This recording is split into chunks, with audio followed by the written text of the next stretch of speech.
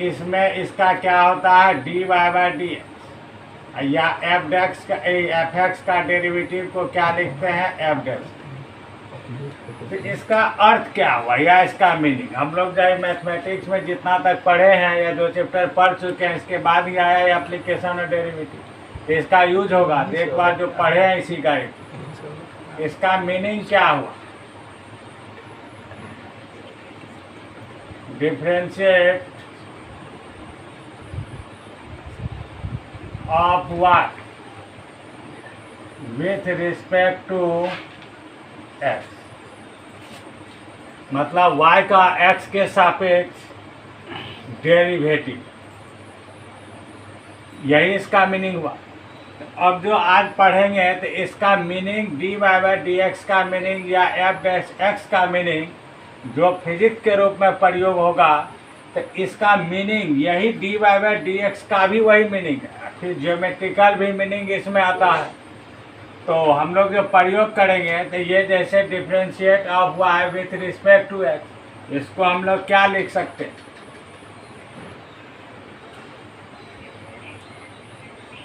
y में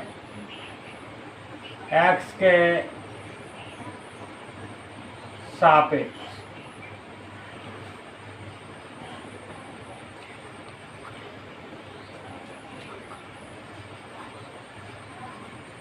अवकलज, इसी को हम लोग ऐसे ही बोल सकते हैं। इसका मीनिंग देखिए, अब इसका मीनिंग जो नया रूप इसका लेगा, इसका मीनिंग हुआ ये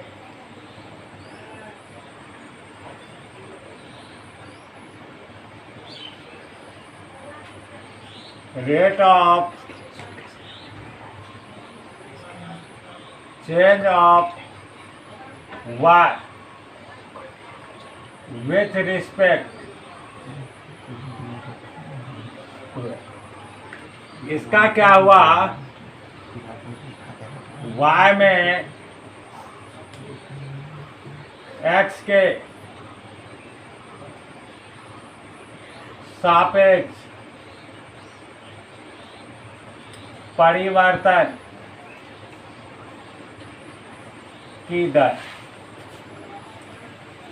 अर्थात इसी d Y by d x का मीनिंग या एफ डैश एक्स का मीनिंग ये भी हुआ rate of change of Y with respect to x, अर्थात वाई में एक्स के सापेक्ष परिवर्तन की दर। जैसे याद कीजिए, एक बार फिजिक्स अगर पढ़े होइएगा तो हम लोग वहाँ विस्थापन की दर को वेग कहते हैं, ऐसा सुने होइएगा।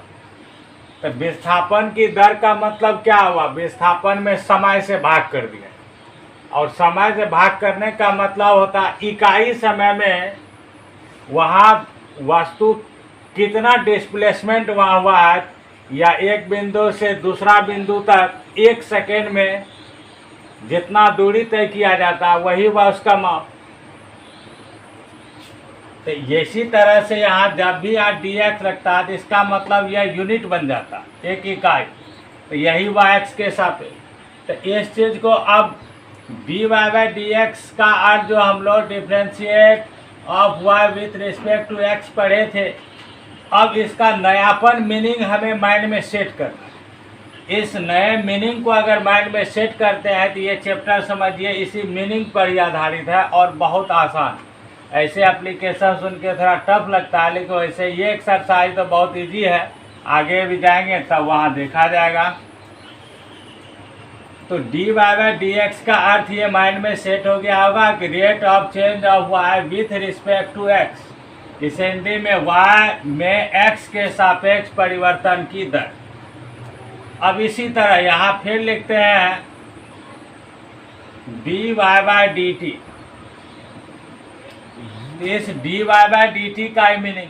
तो अब यहाँ इसके डिफ्रेंशिएट के पद में नहीं, अब इसी के रूप में हम लोग जो प्रयोग करेंगे, अब इसी तरह से इसका मीनिंग को 2 बार 3 बार लिखते हैं, प्रैक्टिस करते हैं। इसका मीनिंग यहाँ हो जाएगा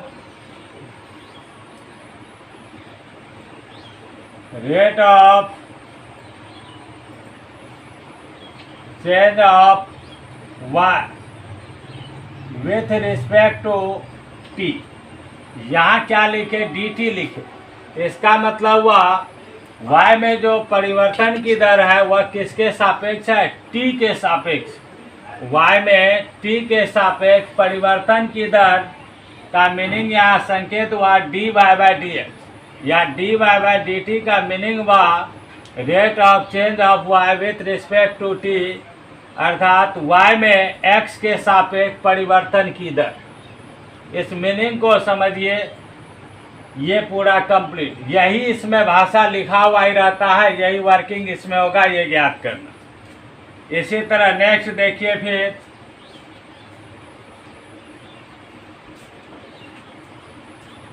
dx बाय dt लिख, तो dx बाय dt लिखे तो इसका मीनिंग बन जाएगा rate of change of x with respect to t। इसका हिंदी में इसका अर्थ हुआ x में t के सापेक्ष परिवर्तन की दर। यह परिवर्तन की दर घट भी सकता है, बढ़ भी सकता है। अगर पॉजिटिव आया तो परिवर्तन का जो दर है वह बढ़ रहा है, अगर निगेटिव में मान आया तो परिवर्तन की दर जो है वह घट रहा है। इसका ये इसी तरह dA बाय dt भी हमें इसमें प्रयोग में आएगा, dA बाय dt। तो ए को प्राय मेंसुरेशन अगर पढ़ेगा तो पता होगा कि ए से प्राय एरिया को डिनोट किया जाता है, चाहे वह सर्किल का हो, स्फीयर का हो, सिलेंडर का हो, क्यूब का हो, etc। तो यह यहाँ एरिया को समझा। तो यहाँ हो गया rate of change of area with respect to t. अब हो सकता है आपके माइंड में आया हो कि यह क्या टी के ही सापेक्ष हो सकता है? नहीं, यह सापेक्ष जैसे dA बाय dr लिखते, तो इसके पहले लिखते हैं फिर इसके बारे में कुछ बोलेंगे, समझाएंगे, तो उसे ध्यान रखिएगा इसके बाद क्या बोल रहे हैं। यहाँ जैसे हुआ rate of change of area with respect to R. इसका मतलब हुआ ए में आर के सापेक्ष परिवर्तन की दर। अब जो हम बोल रहे हैं, समझा रहे हैं, इसे भी एक बार ध्यान दीजिएगा कि इस चैप्टर में जब सवाल सॉल्व करेंगे तो उसमें रहेगा कि एरिया में परिवर्तन की दर, या वॉल्यूम में परिवर्तन की दर, या सर्कमफेरेंस में परिवर्तन की दर, या रेडियस में ही परिवर्तन की दर, etc। ऐसे या कोई राशि लिखा हुआ रहेगा।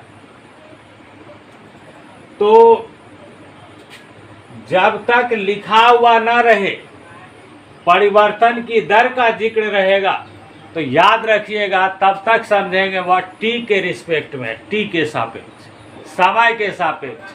अगर सवाल में जिक्र न हो, सिर्फ परिवर्तन की दर का चर्चा हो, तो वहाँ रिस्पेक्ट टी ध्यान रखेंगे, हमेशा वह समय के सापेक्ष होगा।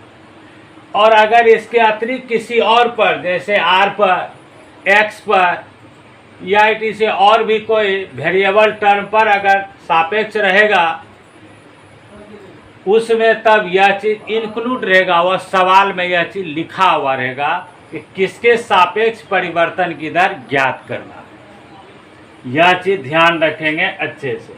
जब तक लिखा ना हो तब तक हम टी के रिस्पेक्ट समझेंगे और वही प्रयोग करेंगे। अगर टी के रिस्पेक्ट ना होकर आर के रिस्पेक्ट, या वाई के रिस्पेक्ट, या एक्स के रिस्पेक्ट, या यू के रिस्पेक्ट, या भी के रिस्पेक्ट, अर्थात अन्य कोई भी वेरिएबल टर्म के रिस्पेक्ट में रहेगा, तो वह उस सवाल में इंक्लूड होगा, वह उस सवाल में लिखा हुआ अवश्य रहता है। जैसा कि एग्जाम्पल देंगे तो वह चीज़ भी समझ में आ जाएगा, अच्छे से या क्लियर हो जाएगा। यहाँ हम लोग जो पढ़े, यहाँ rate of change of quantity पर, किसी क्वांटिटी में या किसी राशि में जो परिवर्तन की दर होता है, इसे हम लोग dy बाय डी एक्स या dy बाय डी टी या dx बाय डी टी के रूप में पढ़ें। अर्थात dy बाय डी एक्स का यही अनुप्रयोग हुआ। ये फर्स्ट पहला भी एक्सरसाइज में इसका प्रयोग हो रहा है। तो वह किस रूप में प्रयोग हो रहा है? Rate of change of quantities, मतलब किसी राशि के परिवर्तन की दर, जो कि यह फिजिक्स से रिलेटेड होता है। तो इसमें जब एरिया का जिक्र किए तो वॉल्यूम और भी कुछ लिख देते हैं,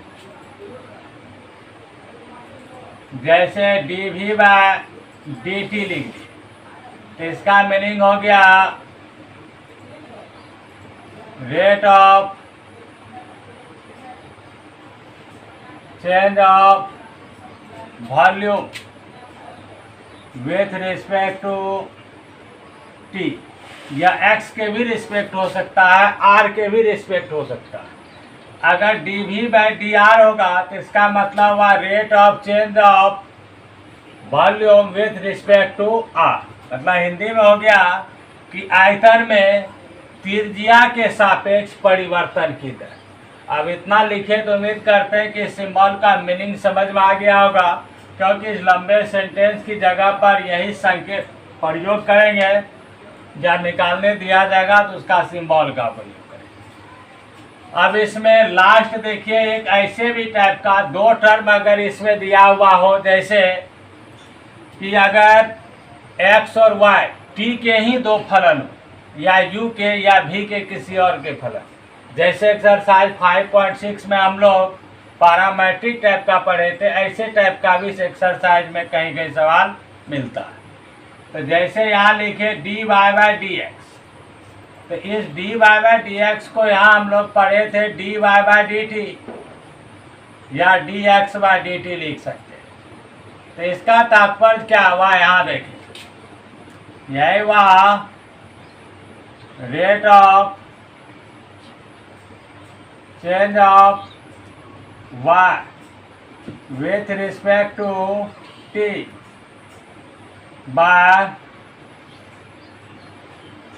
rate of change of x with respect to t। मतलब इसका मीनिंग यहाँ इस रूप में बन गया कि y में t के सापेक्ष परिवर्तन की दर बटे यहाँ हो गया x में t के सापेक्ष परिवर्तन की दर, जो कि dy बाय डी एक्स के बराबर हो जाएगा। इस तरह के टर्म भी इसमें काम आएगा। अब इसमें हमें कुछ मेंसुरेशन से रिलेटेड कुछ फॉर्मूला का भी काम है, तो वह फॉर्मूला भी आपको लिख देते हैं ताकि एक बार रिवाइज हो जाएगा तो याद आ जाएगा। याद होगा तब तो बहुत अच्छा है। जैसे area of circuit,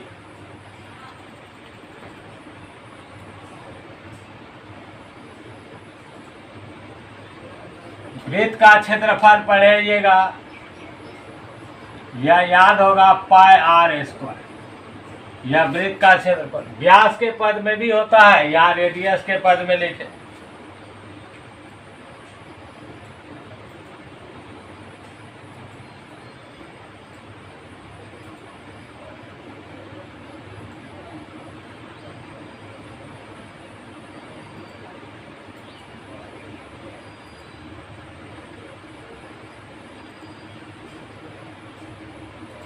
circumference of circuit मतलब परिधि, वृत्त का परिधि का फॉर्मूला याद होगा 2 पाई।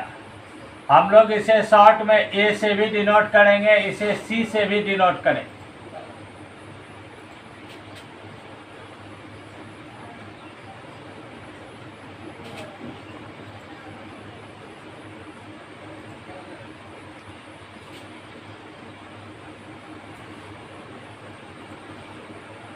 यहाँ एरिया ऑफ स्फीयर, गोला पढ़ेगा, गोला।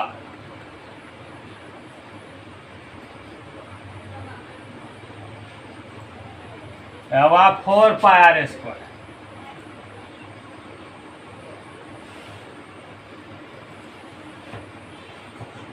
वॉल्यूम ऑफ स्फीयर गोला का आयतन 4/3 पाई आर क्यूब।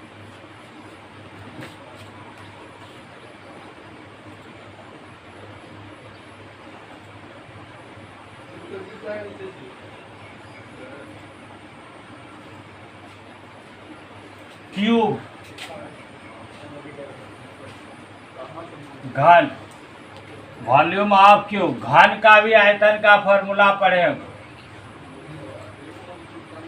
भुजा cube A cube,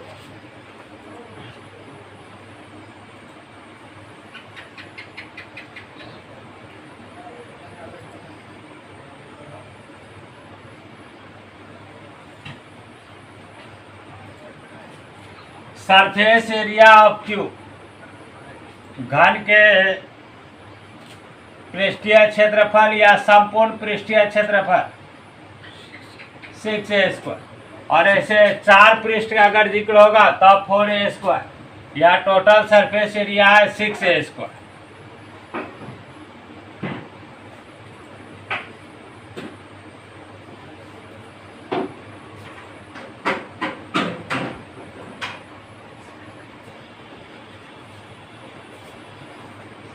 volume of cone, पढ़िएगा कोन, शंकु,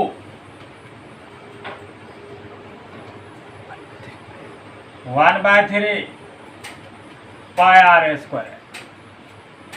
जहाँ तक इसमें यूज होना चाहिए लगभग लिख दिए। अगर इससे अतिरिक्त भी और इसमें यूज होगा तो और भी वहाँ सवाल बनाते समय लिख दिया जाएगा। ये जनरली ये सब चीज़ इसमें आना चाहिए, इसलिए इसको ताज़ा कर दिए, याद हो जाए। तो देखिए इस एक्सरसाइज का फर्स्ट सवाल है, इसे प्रश्न लिखे भी है, या तो हिंदी का बुक है ना इंग्लिश में ही है, इसको हिंदी में कन्वर्ट कर देते हैं, समझा देते हैं, या हिंदी इंग्लिश दोनों लिख देंगे, किसी में हिंदी किसी में इंग्लिश, लैंग्वेज अपने जो है वो कंप्लीट हो जाएगा। लिखने तरीका में दिक्कत होगा तब बोलिए। तो पहले इससे पहले एक बार और देख लें, हम लोग dy/dx का मीनिंग तो पढ़ाए समझाए, रेट ऑफ चेंज के रूप में हुआ है। तो इसमें रेट ऑफ चेंज जो होता है यह कभी कभी खास बिंदु पर पूछा जाता है इसके बारे में। तो ऐसे ही टाइप का देखिए फर्स्ट सवाल ही मिला, इसलिए इसका भी जिक्र यहाँ किया। यहाँ लिख दिए जैसा कि rate of change of Y with respect to T at T equal C. तो यहाँ भी लिख देंगे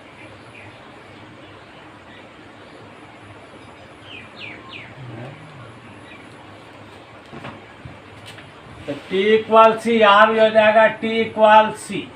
इस तरह से यह चिन्ह दे करके t इक्वल सी ले, जैसा कि यहाँ देखिए इसका अर्थ हुआ यहाँ t इक्वल सी पर y में t के सापेक्ष परिवर्तन की दर। इसी तरह dA/dx लिखे और एट x इक्वल x0, यहाँ x0 का तात्पर्य हुआ कोई भी नंबर एक कांस्टेंट बिंदु। तो मीनिंग क्या बना, rate of change of with respect to x at x equal x0। तब एक बार इस सवाल को बोलते हैं, समझाते हैं। देखिए सेम सिंबल आपको मिलेगा और यही हमें ज्ञात करना।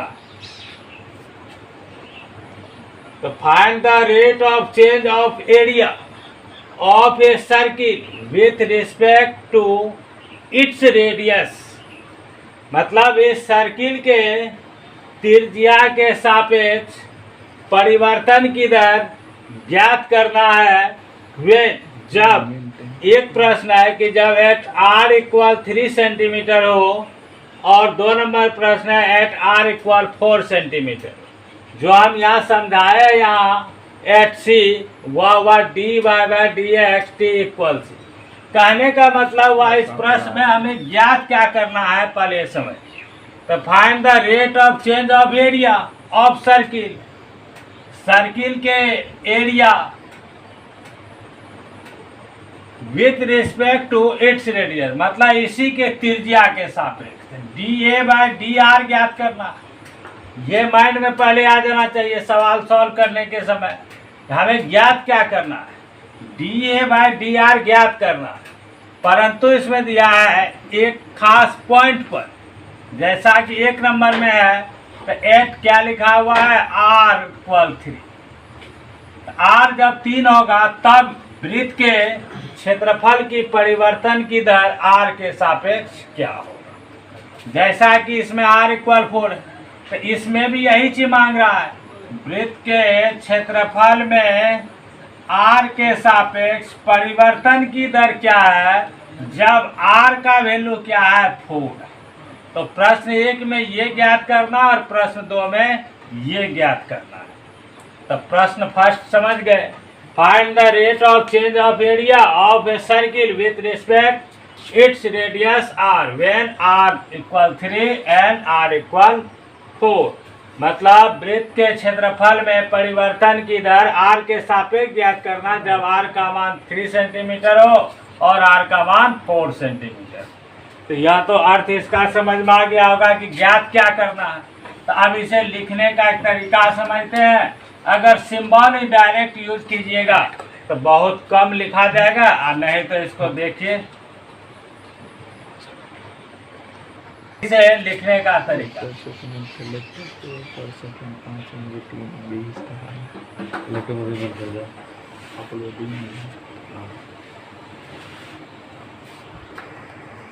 लिखेंगे तो यहाँ लिख देते हैं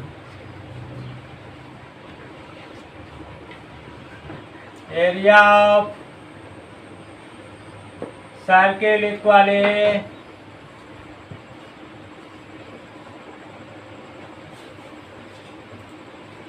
रेडियस ऑफ सर्किल आर।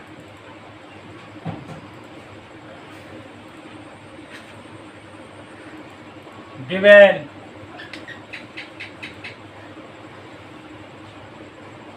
एक number R equal 3 centimetre, A बराबर pi R square.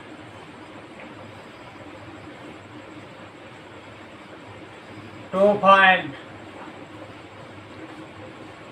dA by dr at r equal 3।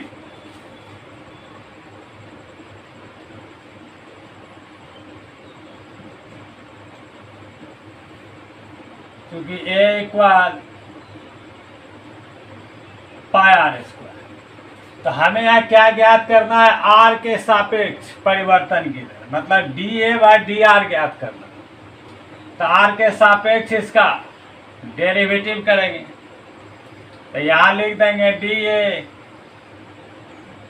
Bye dr equal, ये कांस्टेंट हुआ, यहाँ आर स्क्वायर का डेरिवेटिव r के सापेक्ष, तो ये क्या हो गया पाई, इसका वैल्यू क्या आ जाएगा 2r,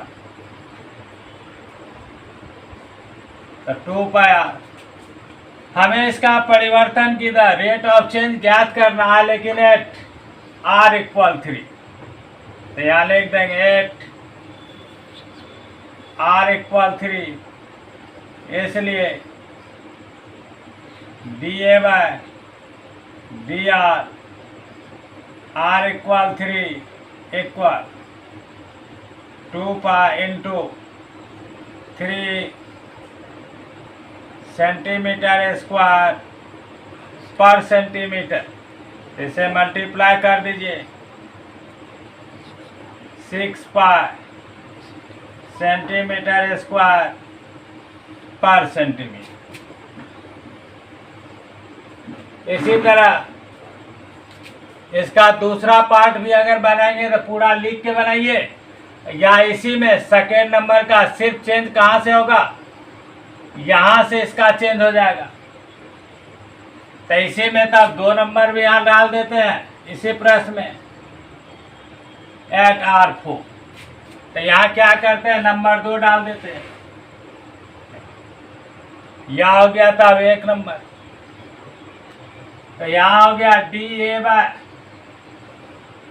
dr at r equal 4। तो क्या है इसमें 2πr, तो 2πr की जगह क्या लगा देंगे यहाँ 4, तो यह आ गया 8π सेंटीमीटर स्क्वायर पर सेंटीमीटर। यही हुआ इसका क्षेत्रफल में त्रिज्या के सापेक्ष परिवर्तन की दर। अगर इसे इंग्लिश में लिख करके हिंदी में ही लिखते तो देखिए इसे भी इसे लिख सकते हैं।